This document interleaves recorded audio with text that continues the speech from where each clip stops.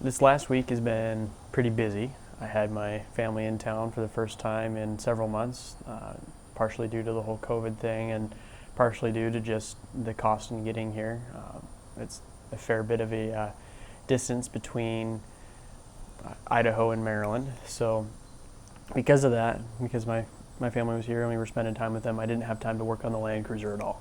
In fact, things have been busy so much so that I wasn't able to keep up with recording in any way, shape, or form, really. So that's why I'm doing this kind of video today. Figured I'd sit down in front of the camera, that way I could keep my promise of having a video every Sunday, as well as I figured it would also be a good opportunity to kind of explain some of the things that I went over while I was working on the Land Cruiser last week, I think it was the video that came out last week. So I explained some of the future plans that we've got going on in that video, but they were kind of in the middle of it, and because I didn't have time to really get deep into editing and clip out some of the useless parts of the film that I had taken, the video is almost an hour long, so if those of you watching now watch the whole thing, more power to you, but I understand that that's kind of long to be watching a mostly incompetent mechanic sitting on the floor of his carport. So I figured I could go over some of what we have figured out in this video. So one of the big things that's happened in the last couple of weeks, actually it was almost 3 weeks now, because we're getting into August today. Anyway, July 13th, the reveal came out for the new Ford Bronco. There's been a whole lot of hype on it. I've seen tons of videos on YouTube. I've seen posts on Facebook, Reddit, Twitter, Instagram, you name the social media platform. Overlanders, off-roaders, car people in general are having a heyday over this. Some people are saying it's going to be great. Some people are saying it's going to be terrible. Some people are saying, well, let's wait until we see how it goes. I'd like to say that I lean more towards the let's wait to see how it goes camp, but to be honest, I'm a bit of a Ford fanboy, and I'm really excited about this. The new Bronco looks really good in my opinion, and I think that its stats, its capabilities, all those things are going to follow through with the looks and make it a solid, objectively performing vehicle. Ford really came swinging for Jeep with the Bronco. They are offering a 2 and 4 door option. At a minimum, their various stats like approach angles, departure angles, and breakover angles are similar, if not better, than the Jeep Wrangler in stock form. And they're going based off of the Wrangler Rubicon rather than just the stock Sport. So stock for stock, theoretically, the Bronco should outperform the Wrangler. With the Sasquatch package that it's got, that you can get on the base model, you get front and rear lockers, you get 35-inch tires, you get, I don't remember exactly how much suspension flex, but it's a pretty significant amount. All of that can be gotten on the base model. And then when you get up into the higher level trims, you get things like rubberized flooring, vinyl seats. All of it's meant to be, all of the electronics are waterproof on all the models from what I've seen. So when you get into those higher model lines, you can get a fully washable interior. All in all, it's a very solid vehicle. I think personally that of the new 4x4 vehicles on the market, the Bronco would be something that's most suited for me and my family's use. I am a big fan of open top 4x4s. Ever since I got my first Jeep, which was a 93 YJ, I have loved the ability to just take the top off and screw around, rain or shine. I'm super weird that way. I will drive to work in the rain, assuming it's not going so hard that it's actually painful to drive. I guess there's a difference between being uncomfortable and being unsafe. So I love being able to take the top off and just go wherever I want to go. And I personally will do that any time of the year, just about any weather you can imagine. I am down to do that. My wife is not quite as crazy as that. She likes the open top thing, but it has to be like sunny, not too hot, but also not cold, that kind of Goldilocks conditions. But she also enjoys it.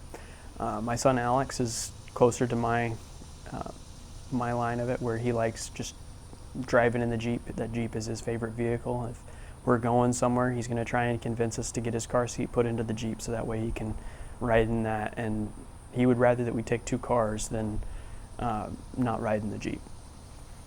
So Bronco does that. Obviously, a new Jeep would still do that. But yeah, so the Bronco is something that is extremely tempting for me as a vehicle buyer and as a 4x4 enthusiast. I've got two project vehicles. I've got the CJ5 and the FJ60, both of which I've talked about in previous videos. Both of them have a lot of work to go through before they're really to where I want them to be at. The Land Cruiser will work for probably fire roads and mild wheeling after I do some of the frame and reinforcement that it's got going on, but I really want to either replace or completely go through, sandblast the frame and make sure it's all good before I put it through anything extremely rigorous. The CJ5 is somewhat to that extent, but not quite. The frame is solid on it. The axles are mostly the limiting factor on that one. And I plan to upgrade the axles, but at the same time, I'm also not wanting to lift it super high. Narrow wheelbase, short wheelbase. CJ's had a reputation of rolling back in the day, and it was well earned because people were lifting them super high, throwing huge tires on them, and then V8 swapping them and just romping them off road. So they were not exactly ideal for that kind of thing. I don't want huge tires, but I do want 35s. I've found that in the wheeling that I've done, even 33s can be a little bit limiting for axle clearance and just being able to go from one rock to the other. Smaller tires tend to slip in between, whereas rigs that I've been wheeling with at the same time had no troubles just even with that extra 2-inch diameter. So I definitely want a rig with 35-inch tires. The Land Cruiser will probably get there at some point. CJ5, I'm never going to put 35-inch tires on it. I can say that unequivocally because that is like the lift that's either the lift that's required or the body chopping that would be required to be able to stuff 35-inch tires under it is just not worth it for me.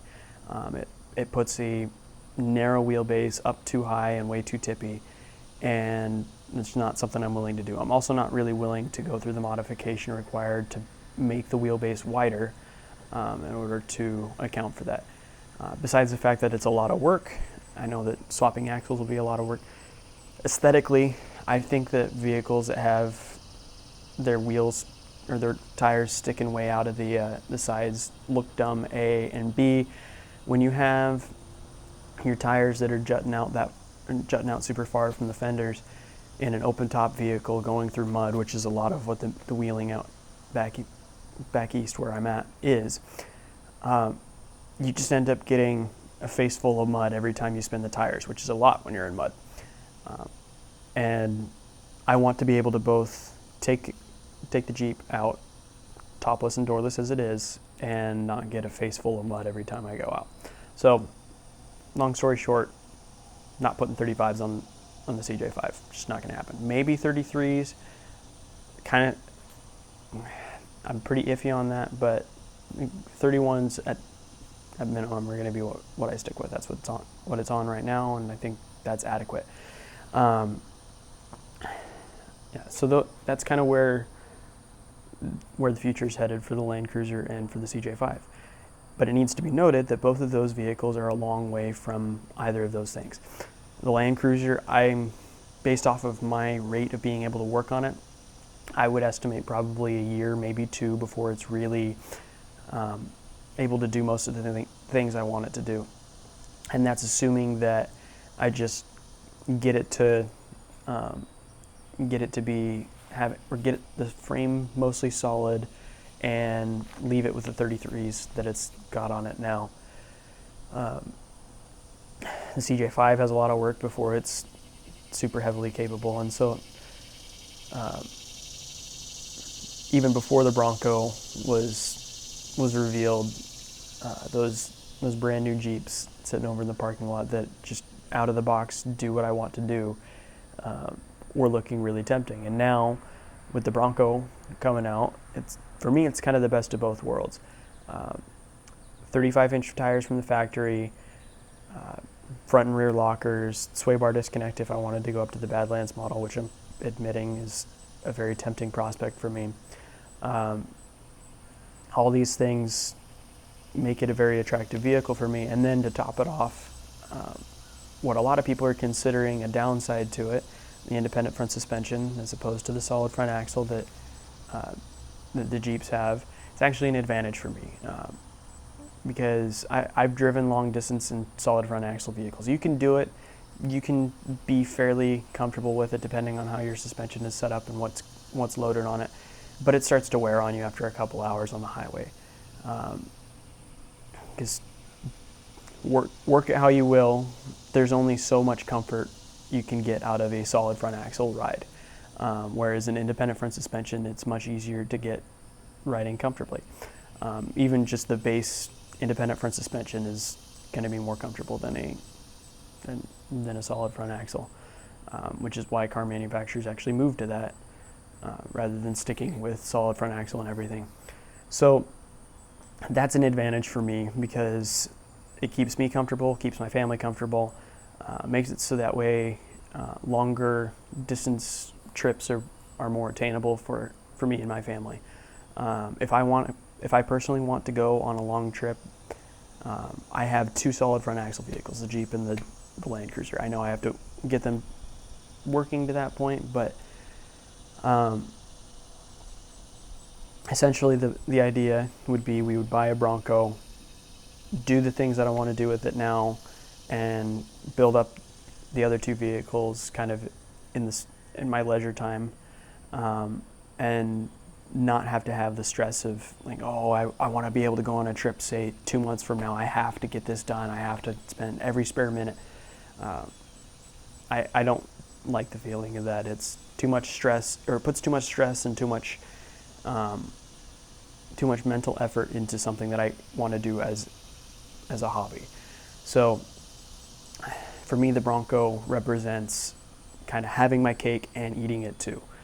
Having my cake being that I can work on my Land Cruiser and my Jeep in my spare time, mostly unpressurized, and eating it too being that I can go out and have cool adventures. So we actually did put in a reservation for a Bronco. I thought long and hard on it, and I'm not going to go with a base model. At a minimum, I'm going to get the Black Diamond. Reason being that it comes with at minimum, it's got a rear differential locker, which obviously can be upgraded with the Sasquatch package, which gives you front and rear lockers, 35-inch tires, great suspension, all that stuff. So at a minimum, I'm going with the Black Diamond. Black Diamond's got that washout interior with marine grade vinyl seats and all that stuff. So it's kind of a no-brainer for someone who wants to have the top off basically 90% of the time. For me to be able to just kind of bring the Bronco up into the driveway, hose out the mud and whatnot, that's ideal for me. That doesn't come on the base model, doesn't come on the Outer Banks, which I think is the second best model, or no, second cheapest model, which actually I wasn't really interested anyway because it doesn't add any off-road capability. So Black Diamond, I think, is what we'll go with. But this is going to depend strongly on whether or not Ford will offer the Sasquatch package with the manual transmission. For me, the manual transmission is a must-have. I know a lot of people will argue one way or another as to whether manual transmission or automatic transmission is better off-road. I really don't care. I like driving manuals, just how it is for me. One of the reasons I like driving the Jeep so much is, so I personally like driving, period, but the more connected I can feel with the experience, the more I enjoy it. So manual transmission is one way of connecting me to the experience. Taking the top and the doors off is another way of connecting me to the experience. It's why I love driving my Jeep so much. Even though it rides like crap and has no power steering or brakes, it's a rattle trap, all that stuff, I still love driving it because I feel connected with the experience. The Bronco has the option of manual transmission and top and doors off, all that stuff. Right? If it has it as an option, I'm gonna get it. And so essentially, if the Sasquatch package doesn't end up being offered with the manual transmission, I'm gonna get the Badlands model because that gives you the front and rear locking differentials, 33-inch tires, which isn't quite as big, obviously. Still, as far as I know, it still has the 4.7 to 1 axle gear ratio in the Badlands, and what was I thinking? And you can still get the manual transmission. So basically, if I would upscale to the Badlands model, not get the Sasquatch package, so I'd lose 2 inches of tire diameter, but still get just about everything else, plus the sway bar disconnect that the Badlands has, which I will admit looks really cool in the clip that they had in the reveal video. I don't know how often I would use it. Looks cool, but that's not really why I'm getting it. I just want something out of the box that has what I need. So we'll be getting a Bronco sometime next year, maybe into 2022. Depends on how reservations go. And you guys can follow along with that when we get it. I'll be doing some pretty detailed videos on how it works, how it goes. We're actually buying it through a dealership in Idaho, so theoretically we will be road tripping out and back in order to get it. So we'll have plenty of opportunity to put it to the test, both on long distance highway and hopefully in some dirt on the way home. But yeah, I guess long story short, I'm ready to be Ford's guinea pig again. I was a guinea pig with the 2019 Ford Ranger. It's been great. We've loved it so far. Very similar power plant actually to what's going in the Bronco. We'll be getting the same engine. We won't be getting the same transmission because I want the manual, but the automatic transmission is the same as what's in the Ranger, and it's been great for us. So ultimately, I think it'll do well for us. We'll be able to have a vehicle that I can just pack up, go. We can go on an adventure, hit whatever trails I want to hit, and then when I'm home, I can work on the Land Cruiser at my pace as I slowly go through it. So hopefully it works out well. It would suck really badly if everything just completely blew up on the Bronco. I don't think that's going to be the case because Ford's done a pretty good job recently with first model year releases. Like I said, with the Ranger, the Ranger's done well with us. And to top it off, they have a much better reliability, at least reputation, than Jeep does, if not necessarily statistics. I don't know on that one. I haven't looked it up recently. But it should do well for us. We should be able to have a lot of fun with it. So next week's video, we're gonna be back to working on the Land Cruiser. I'm gonna finish taking the suspension off on both sides, and theoretically, I should be able to start putting it back together. We'll see if I actually get that far, but that's what I'm hoping. So, see you next week.